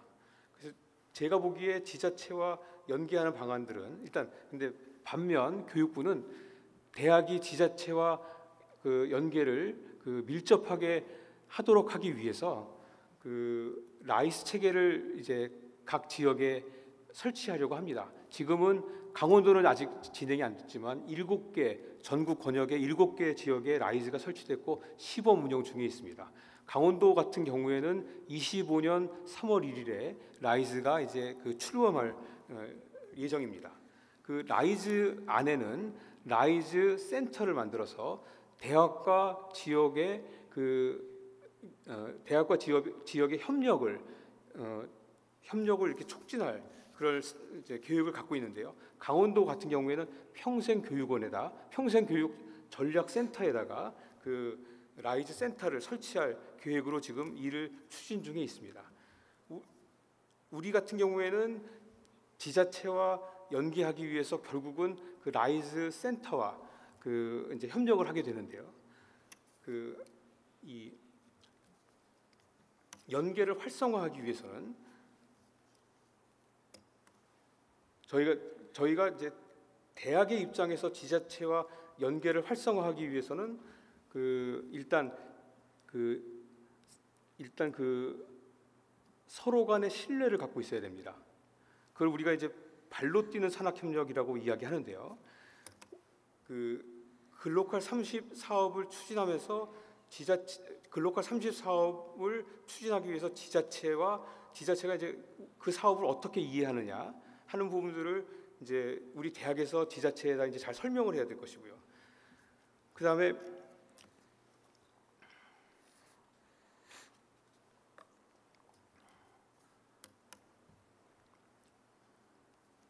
이 이제 이 라이스 체계는 도에 만들어지는 체계고, 이제 우리가 협력할 파트는 도뿐만 아니라 시가 있기 때문에 시와도 협력을 이제 밀접하게 해나가야 됩니다. 그래서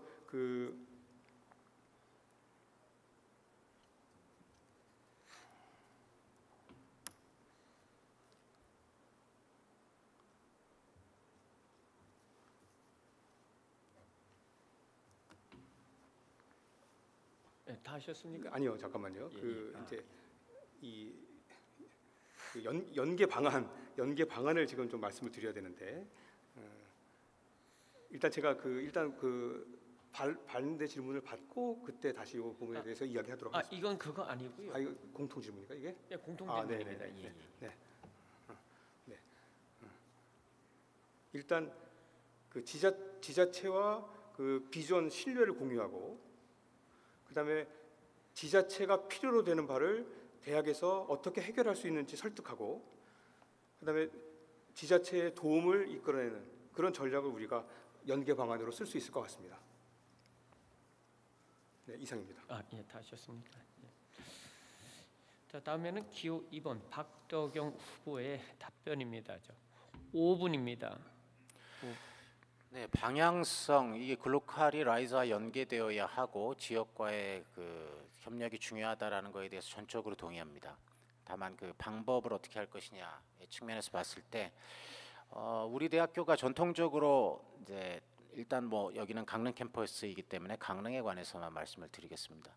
강릉시와 대학의 관계가 상당히 좋지 않았었습니다. 그러니까 대학 총장이 특정한 관공서 대표자들의 모임에 가거나 또는 다른 기업의 중소상공업자들의 모임에 가거나 했을 때 별로 환영을 받지 못했습니다. 왜냐하면 그렇게 지역과 지역 속으로 녹아들어야 한다는 마인드가 그렇게 높지 않았었습니다. 우리 대학교의 예전의 리더이신 총장님들은. 근데 반선섭 총장님 때는 좀 달라졌죠. 그래서 많은 것이 좀 달라졌습니다. 예를 들자면 제가 기획협력처장 할 때 추진해서 시도한 게 강릉시 국장단과의 만남을 한 번도 제대로 가진 적이 없었던 걸로 알고 있는데, 우리 학교 보직자들과 강릉시 국장단과의 모임을 정례적으로 갖기 시작을 했었고요. 코로나 때문에 지금 사라졌는데 그 이후에 부활됐는지는 잘 모르겠습니다. 근데 코로나 이전까지 그렇게 1년에 하계를 기해서 전체 국장단과의 모임을 한 적이 있습니다. 매우 중요한 모임입니다. 그런 모임을 통해서 이야기를 할 때에 격벽이 낮아지고 접촉하는 데에 좀 더 수월하게 지역을 접촉할 수 있는 통로가 생깁니다. 그리고 강릉시에서 수요회라고 부르는 기관장 모임에 한 번도 빠짐없이 총장님 거기 참석을 하시면서 다른 기관장들과의 관계를 돈독히 하는 건 매우 중요합니다. 법원도 있고요, 검찰도 있고요, 경찰도 있고, 소방, 교육청 등등 강릉시 모든 기관장들이 망라되어 있는 회의체입니다. 근데 이런 기관장들의 회의체도 중요하지만 제일 중요한 거는 시청일 것이라고 봅니다. 시청이 전통적으로 강릉시의 시청이 대학을 바라보는 시각은 산학협력 위주로만 바라보고 있었습니다. 그래서 산업경제국장만이 이 조례 안에 대학이라는 두 글자가 들어간 게 산업경제국장뿐밖에 없었습니다. 하지만 대학이 해야 하는 역할은 산업경제에만 있지 않습니다. 문화적인 부분도 있고요, 관광진흥 등등도 있겠고, 여기에 율곡과 관련된 부분이라든가 다양한 인문적 요소나 사회과학적 요소도 당연히 들어가야 됩니다. 이공계열의 어떤 공동 연구라든가 산학적인 요소만이 지역을 살리는 것이 아니라는 말이죠. 그래서 그런 부분에서 이것을 시청이 관할하고 있는 전 영역의 대학의 접촉을 늘려나가는 것이 필요하고, 그러기 위해서 지금 사다리 프로젝트라든가 비교과에서 학생들이 지역과 관련된 것에 좀 더 관심을 갖게 하고 지역에 관련된 과제를 해결하는 걸 제시해서 시청이 그걸 움직이도록까지 끌어야 되는데 현재 학생들이 열심히 하고는 있습니다만 짝사랑 수준에 머무는 것 같다는 느낌을 지울 수가 없습니다. 대학이 시에 대해서 갖고 있는 마인드보다 시가 대학에 대해서 갖고 있는 마인드가 상대적으로 아직도 많이 부족합니다. 그래서 그거를 설득해내기 위해서는 많이 발로 뛰어야 할 것 같고요. 그런 의미에서 뭐 도는 말할 나위가 없습니다. 강원도에 암만 해도 춘천이 지역적으로 떨어져 있다 보니까 도청을 자주 찾는 횟수가 암만 해도 강원대에 비할 수가 없다 보니 여러모로 도의 예산 작업이나 이런 거에서 대학이 어떻게 결부되어야 되는 것이 많이 취약하게 지내어 왔는데 우려되는 건 이 라이즈가 현재 제가 이렇게 구체적인 금액을 적지 않은 이유가 더 금액이 대학으로 인입되는 금액이 늘어날 것이다라고 전망하는 희망적 전망도 있지만 저는 사실 매우 좀 조심스럽습니다. 왜냐하면 강원도가 여기에 매칭 펀드를 지원하면서 강원도가 이 재원을 대학에 어떻게 뿌려야 할 걸 생각할 때에는 지역의 입김이 강원도에 훨씬 더 많이 들어갈 거고요. 예전엔 연구재단과만 상대하면 됐지만 이제는 지역의 입김이 강원도청으로 훨씬 더 많이 들어갈 거고 그러면 분배 형식을 취할 위험도 있기 때문에 그렇게 고른 분배 형식을 취하면 우리 대학으로 인입되는 자본이 더 많아질 것이냐에 대한 확신이 옅어지는 경향이 있기 때문에 매우 조심스럽고 강원대의 준비 상황이 그렇게 지금 원활하지 않은 것으로 보이기 때문에 이 부분은 도청을 뚫어내야 되는 부분이고 강력히 견인해야 되는 부분이고 결국은 추진력이 매우 중요하겠구나. 공조적인 추진력이 중요하겠다라고 생각하고 있습니다. 그래서 글로컬이든 라이즈든 시와 협력하기 위해서 저는 시장님과의 접촉선에 대해서 지금 준비하고 있고 왜냐하면 평교수가 시장을 만난다는 거 쉽지 않습니다. 그래서 시장님과의 접촉선을 지금 준비해놨고 국회의원과의 접촉선을 준비해놨고 상공회의소랑은 긴밀한 접촉해서 상공회의 소장님과 잘 지금 연결하고 있고 해서 준비를 갖추고 있다라고 말씀드립니다. 예. 두 후보자의 답변 모두 잘 들었습니다. 이상으로 제5대 강릉원주대학교 총장 임용 후보자 합동 연설회와 공개 토론회는 모두 끝이 났습니다. 이번 총장 임용 후보자 선거는 향후 우리 대학의 운영을 책임질 대표를 뽑는다는 점에서 매우 중요한 의미가 있습니다. 특히 그동안 진행되어 온 학령 인구 감소에 따른 대학의 구조 개혁 그리고 최근 글로컬 30의 우리 대학과 강원대학이 공동으로 선정된 시점에서 우리 대학의 미래가 걸린 중요한 선거라 할 수 있습니다. 유권자 여러분께서는 오늘 합동 연설회 및 공개 토론에서 나눈 정책과 공약들을 비교 평가해 보시고 11월 29일에 소중한 귀중한 한 표를 반드시 행사해 주시기를 당부드립니다. 이것으로 제5대 강릉원주대학교 총장 임용추진위원회에서 개최한 총장 임용 후보자 초청 합동 연설회 및 공개 토론회를 모두 마치겠습니다. 오늘 참석해 주신 두 후보자께 감사드립니다. 그리고 긴 시간 연설회 및 토론회를 경청해 주신 유권자 여러분들께도 감사 인사를 드립니다. 안녕히 계십시오.